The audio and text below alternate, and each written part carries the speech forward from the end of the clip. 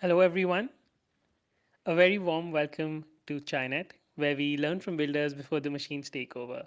I'm Rachit Magan, your host, and today we'll be talking about sales. As you know, sales teams spend hours giving the same product demos again and again to people. I've been selling, I've been trying to sell a lot of things lately, and it's hard. You're on meetings, your customers don't turn up. Um, you have to give product demos, but who's listening. Prospects also visit websites, but they bounce because sometimes there's no one to answer questions. Companies lose deals because they cannot be everywhere at once. Our guest today has created an AI agent platform that turns anonymous website visitors into leads, demos, and then customers.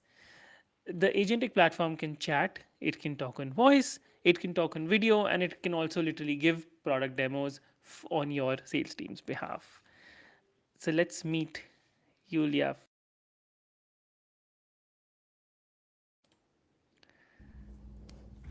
Hi, Rakid. Hello, hi Yulia.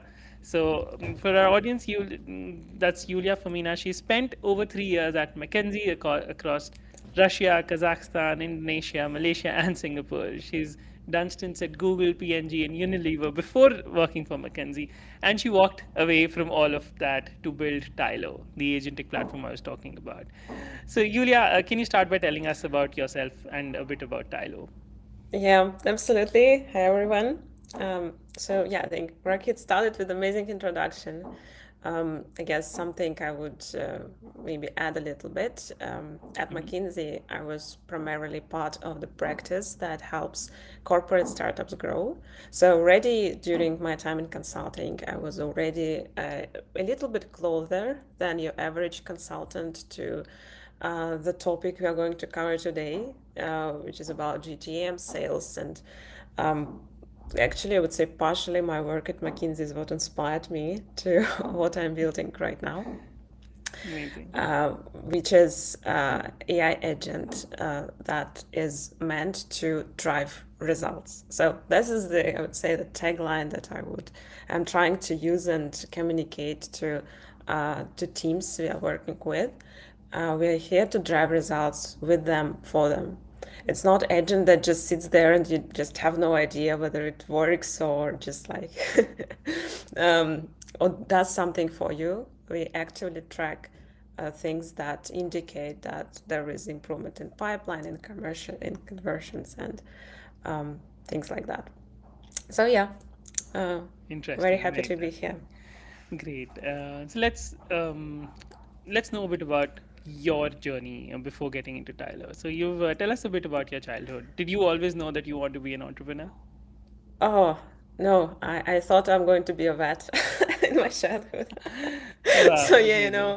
I was like a very idealistic child, which had very like dreamy like thought about life and just helping people, rainbows and sunshine. But yeah, somewhere closer to my high school years, that's where I really like felt that, yeah, like building something. I mean, really being entrepreneur is something probably is my passion, but I haven't jumped into that until I had enough confidence in myself. So if I could turn back time, I would have started earlier. But yeah, somehow at least, yeah, at the time I think I was um, in an environment which didn't encourage that much being entrepreneur. I mean, I'm coming from a culture where you like have a conventional successful path that you need to follow, and any like digestion from that path felt very disruptive. So yeah, but I'm happy that I eventually made the leap. Interesting. That's Yeah, I think we also come. I also come from a culture where yeah, where if you're not in that conventional part, then people think that okay, that there might be something missing, something wrong, something which this person has not been able to do. That's why he's exactly. chosen something else, right? Because he cannot do it. But what was it like? Like when you took the decision, when you took the leap, how was the reaction of your friends and family? How, Yeah, my mother sat me down to talk Yeah, for real. Right. Like, yeah, for real, that was like that. So, initial reaction, I would say, was not extremely positive. And I saw how many doubts there was. Like, I mean, and honestly, like on the surface for my family, I was exceptionally successful, someone who is like, does a great job with their life, and then boom, and that disappears. So I mean, it took them a while to accept, I would say. A lot of talks on my side, also to bring in confidence that what I'm doing is actually brings me much more happiness, and it's working. So why not? Amazing. Yeah, I think that's what's been the driving factor for me, right? Work should be fun. Yeah, That's one of the most exactly. important things.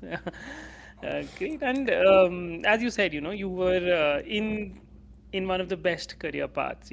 Working at McKinsey in different countries. That's almost like a dream job for a lot of people, right? You're getting paid well, you're solving very interesting problems, you're building a network, of amazing people, um, and then you walk away to start an AI company in a very competitive space.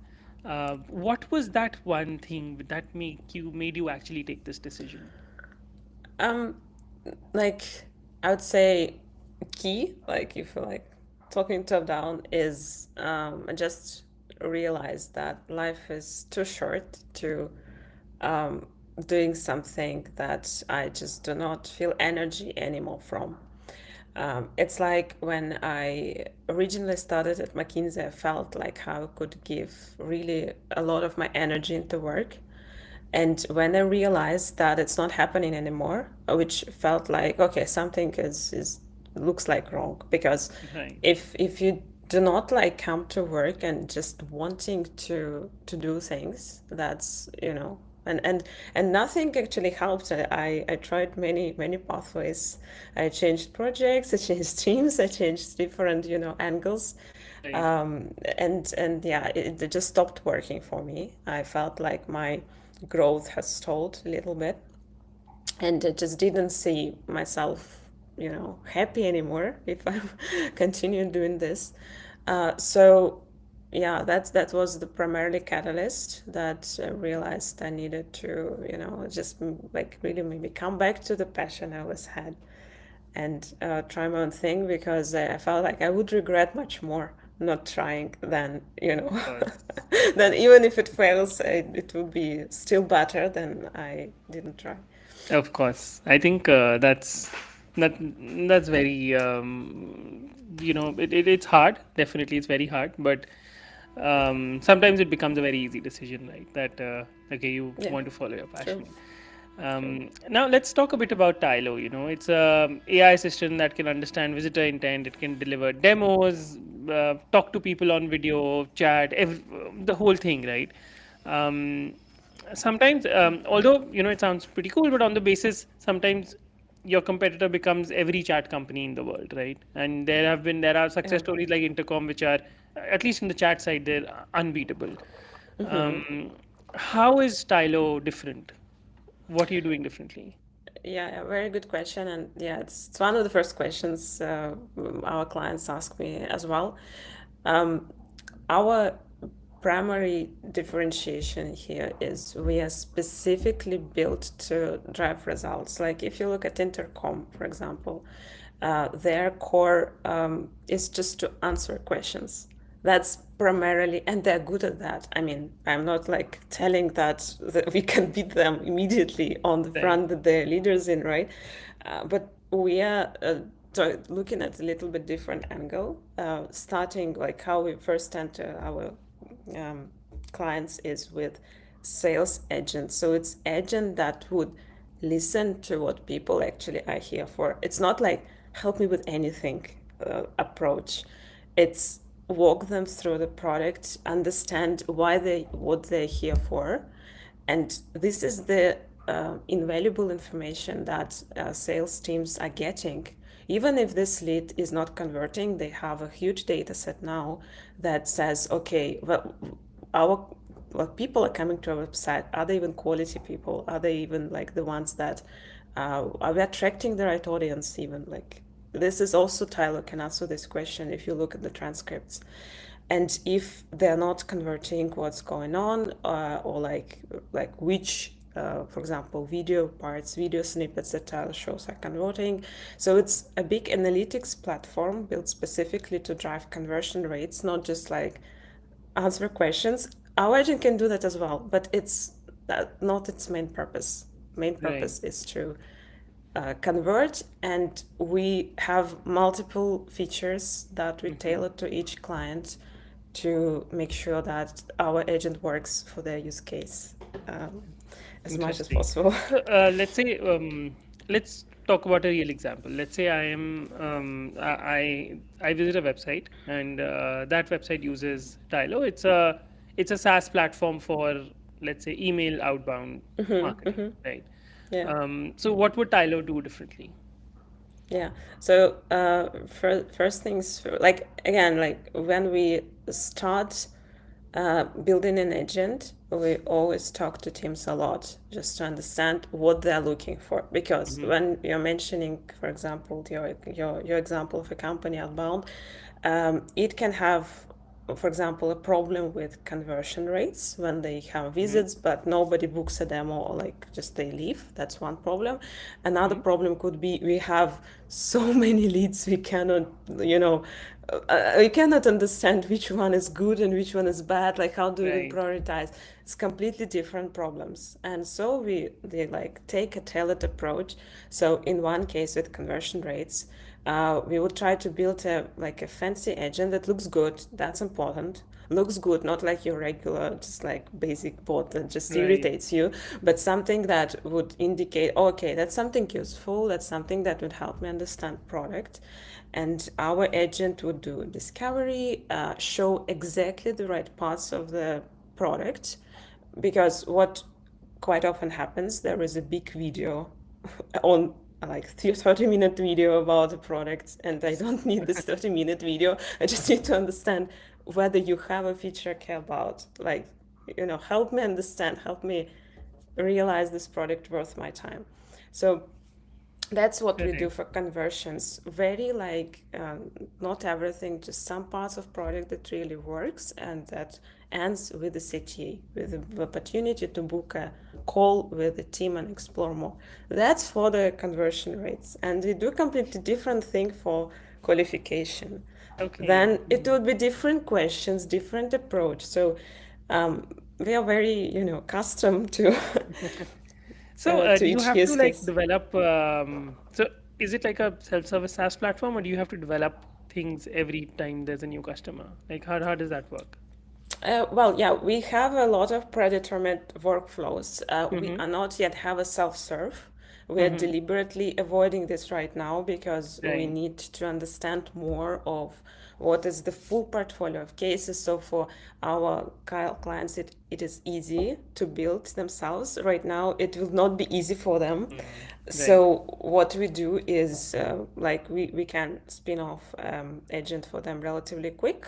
We can, they cannot yet, but we're getting there. So Amazing. frankly, our model is not yet scalable, but it's also deliberate because Hmm. by doing this manually first, we realize we get much more information on how it should look like. So it's all done deliberately for now. Yeah, I think that's.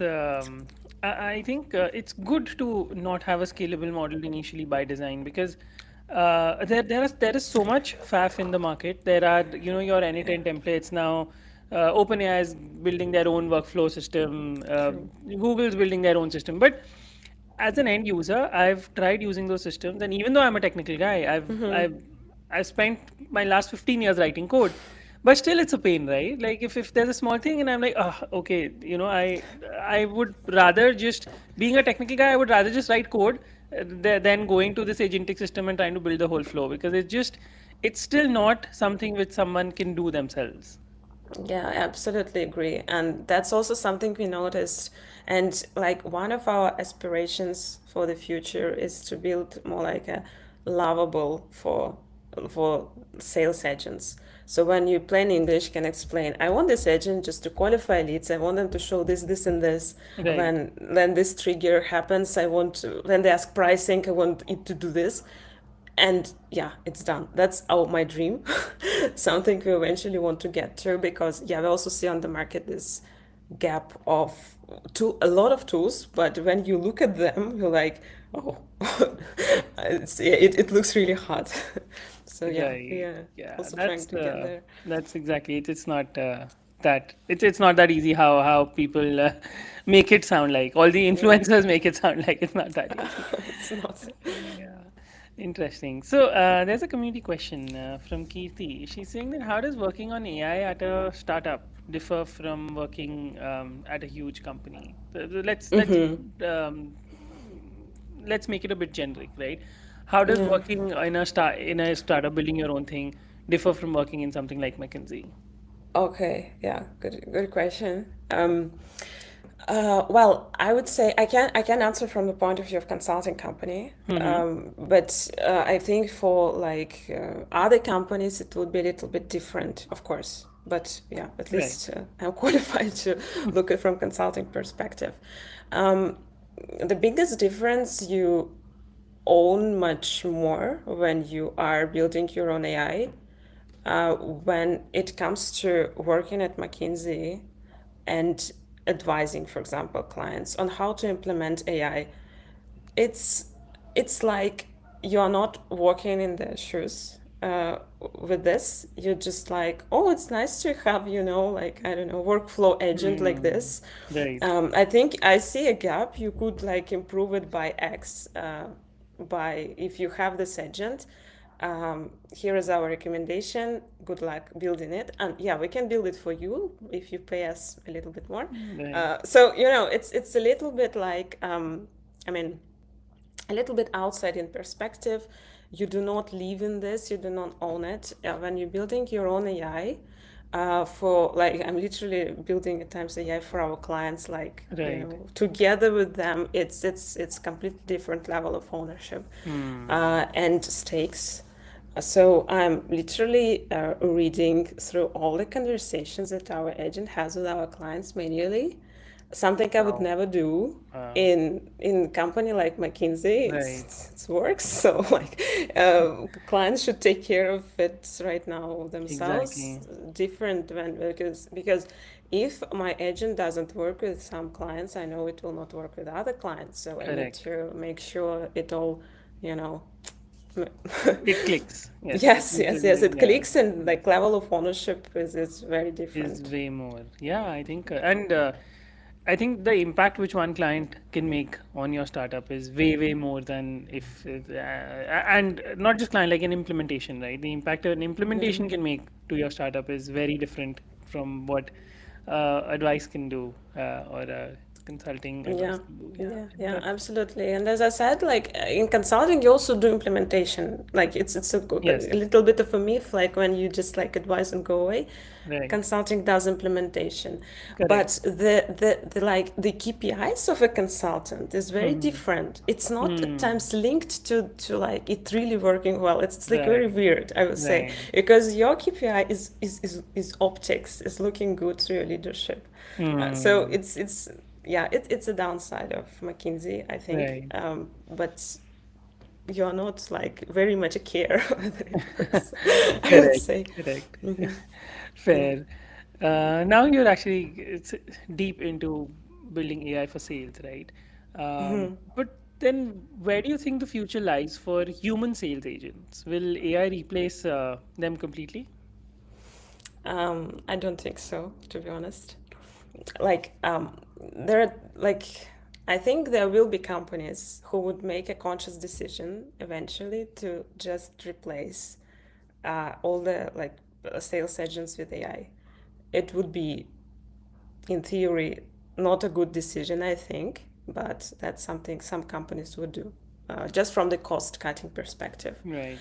But how like I see it is, in B2B especially, you will continue buying from people. AI would help you, maybe like in our case, just trigger interest to like make sure that there are less no shows than there are now, but completely replacing human touch and trust, I don't believe in that. Maybe there are some like I believe like there are B2C industries out there which currently like it's impossible. They have too many clients to manage and it is not possible to connect to everyone. What AI Right. would enable is potentially possibility to have one-on-one conversations with each B2C client because of the scale. But in B2B, no, no. I think that's one of the probably Right. one of the professions, like a salesperson for B2B, that will not go away, I think. Yeah.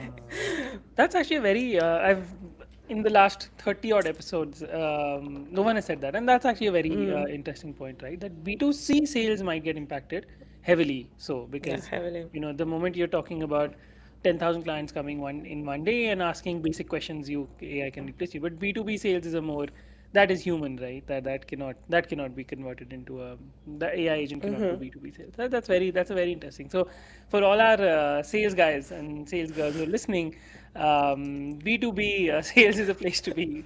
If you're in a B2C sales profile, then Yulia might replace you. But B2B sales is different. Well, let's talk Yeah. about using AI to build AI, right? Because that's been a very interesting topic, and that's been the most heavily marketed, I would say, aspect of this AI boom or bubble, whatever we want to call it. Where do you use AI in your daily life? Oh, in my daily life. Well, honestly, my favorite use case is brainstorming on birthday presents. It Mm. always has been my big problem, and I almost built a startup that where people find birthday presents. But Nice. yeah, I think AI is now doing can do a really good job brainstorming ideas for that. But frankly speaking, a lot of cases, starting from I'm in a foreign country, I don't understand how to turn on this washing machine. They just Right. the chat GPT Right. video call, and it's actually like at times it's literally you think like it's like a magic. But yeah, I'm an active user of AI in Amazing. a lot of cases. And what about in work? Where is AI optimizing your daily work? Mm, Work scene. Um, yeah, great topic. My first comment to that would be is we currently adjusted two people team, Wow, two of us, and we are not thinking about hiring yet in the like amazing. recent future because how much you can do with AI in a day is just like every month it's even more because we also learn you learn how to use it better Right. and how like we can build a feature in a day with AI because it just um, really helps automate a lot of work that used to take much more time. So we use it heavily, and we have like we believe ChatGPT Pro subscription is like the best investment we ever had. Wow. Yeah, it's a bit scary at times for junior workforce because I could do like it's AI is almost like my assistant these days. I don't need a person, an Hmm. intern who would analyze a spreadsheet because it can be done by ChatGPT. So um, we use it all the time, all the time. Amazing. That's both amazing and scary that Yeah, you're yeah, building such a big company and with two people with no no plan to hire in the future. It also yeah. gives us a lot of speed. It gives us a lot of benefits for sure as founders, but it's scary for the junior workforce because then Yeah, true. if you're not trained, then what do you do next? And that's something. I think for them right now, upskilling is the only way, right? You figure out how to use AI and you figure out how to replace teams. Like I think one junior marketing person can now replace a whole agency, right? And that's what they have to learn. Um, but yeah, it's hard for sure. And Yulia, in your odd years of working in the corporate life and then now building Tailo, um, such success does not come without failures, right? So, what has been your biggest failure, and what have you learned from that? Well, yes. On the first ever job, like real job I ever had, I got fired from it. Oh, Just like it's not many people know about it, but mm. yes, yes, And not a lot of people also say that out in the public. So, yeah, like, yeah. I'm kudos just to that's kudos openly to. saying that, right? Because it's like I consider this, and it happened very early in my career. I was like a teenager, I would say, but it shaped a lot of my adult life, of course, because when you get this shock content early on, that really helps. But really, what I learned immediately out of it, it's one is find roles where you believe is like something where you can succeed. So it's very important to learn what are your weaknesses, what are your strengths. It's very like if you realize what is that, where you can be your like a best ever employee ever, you need to find that and succeed there because Mm, it would get it you get you both success and satisfaction out of it because you can I mean if you cannot be someone who can run fast for example, right, it doesn't make sense for you to get into that space because you would be a failure there, but you can be a huge success somewhere else.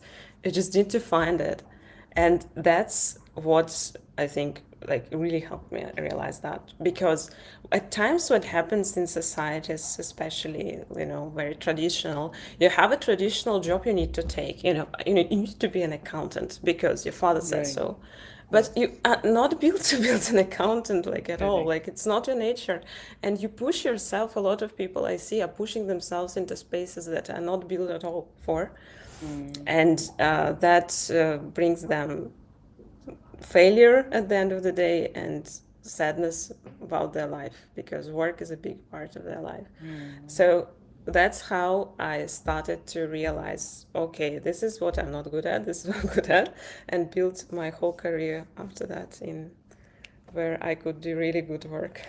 Amazing, amazing.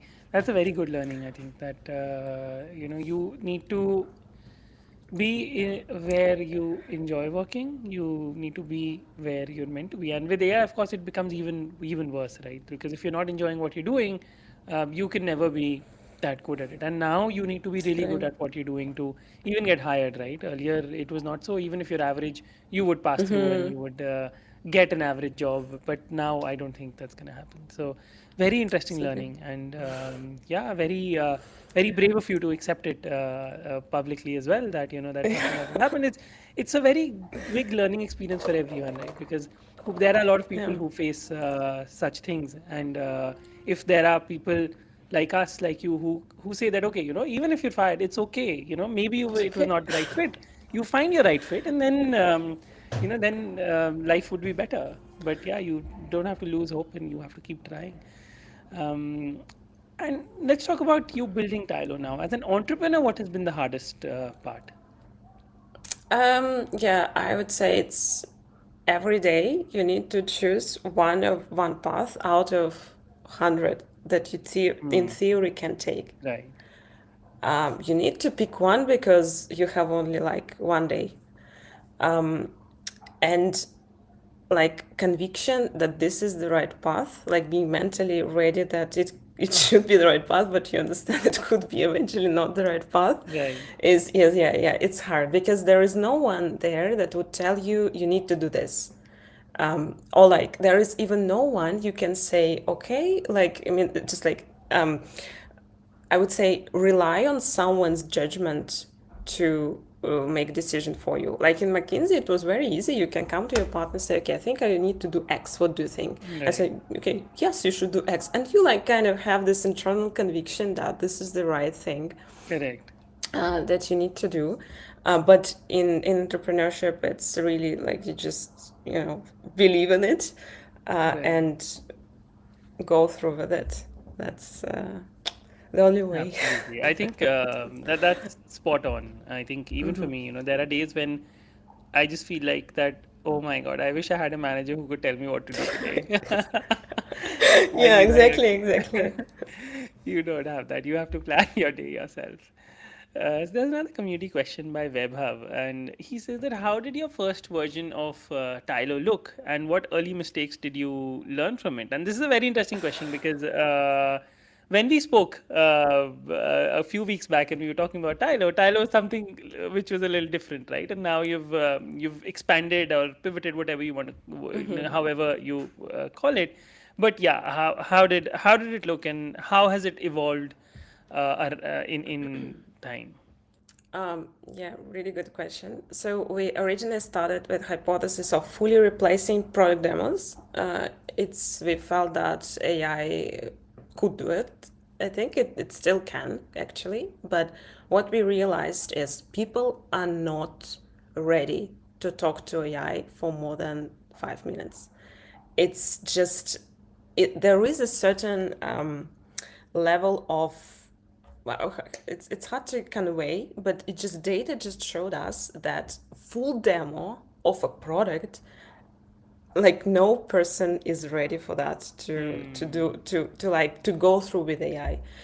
It just for many it probably felt a little bit wrong, a little bit strange. So we realized that right now what really worked is what AI could do really well is show not a full demo but a short part of the interface the person is interested in.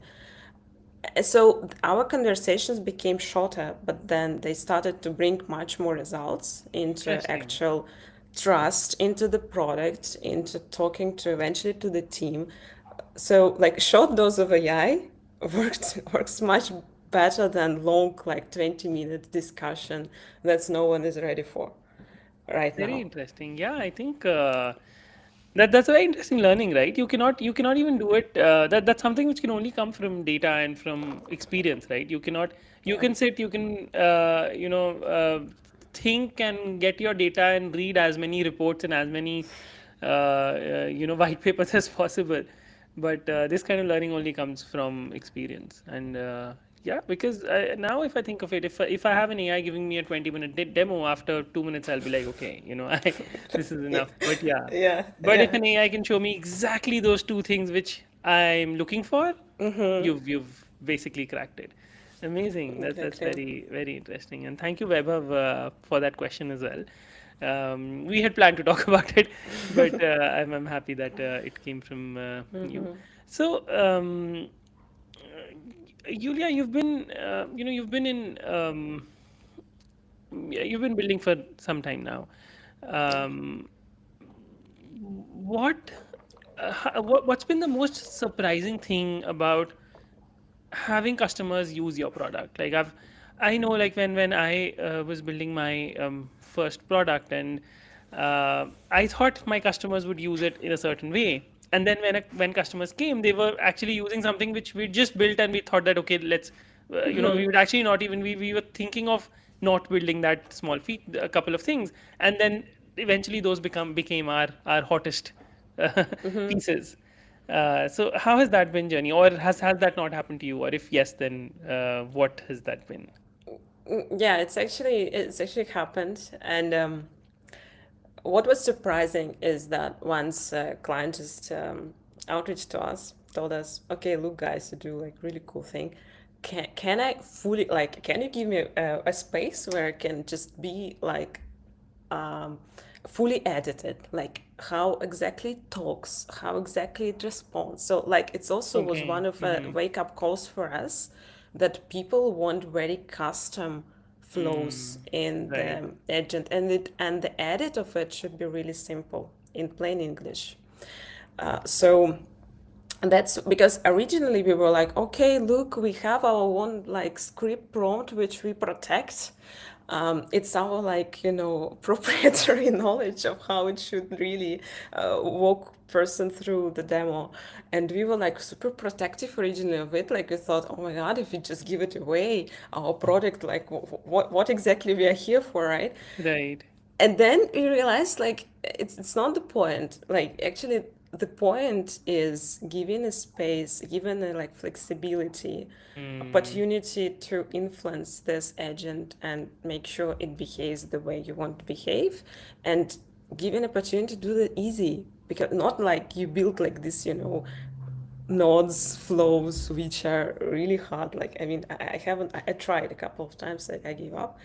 So this is what was a wake up call for us, going from strict flow that we just like, okay, give me your company, I'm building this exact flow for your company, right. to, oh no, guys, we need to be flexible. I want it completely different. And the next client comes, they want it like completely different from the client before.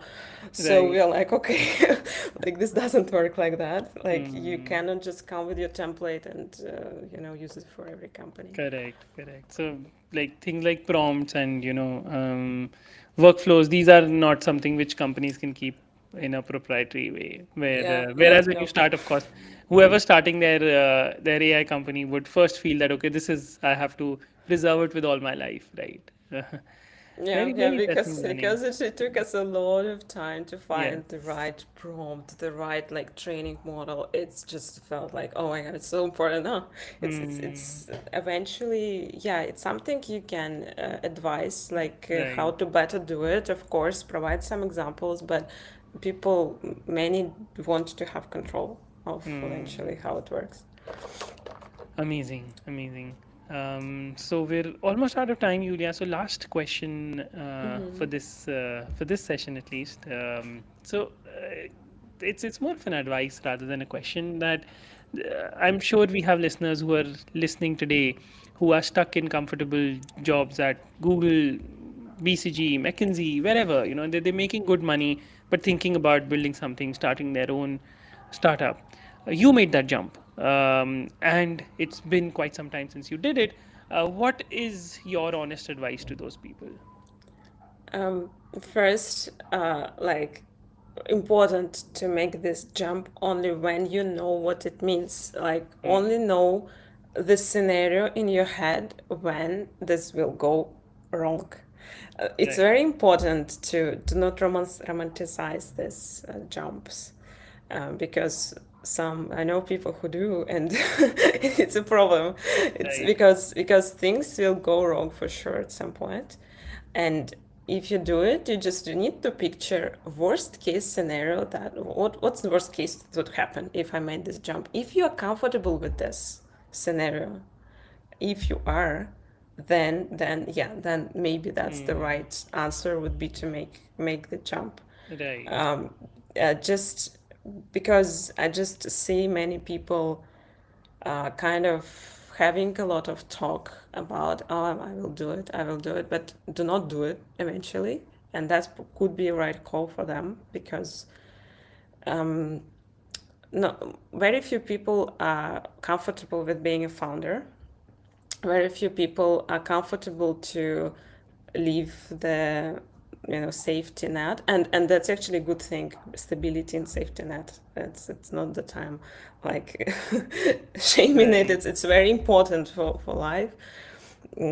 And just go in this uncertainty, and for many people it's the wrong choice. So but if you're sure, you're even with the best scenario, okay, then yeah, then go for it.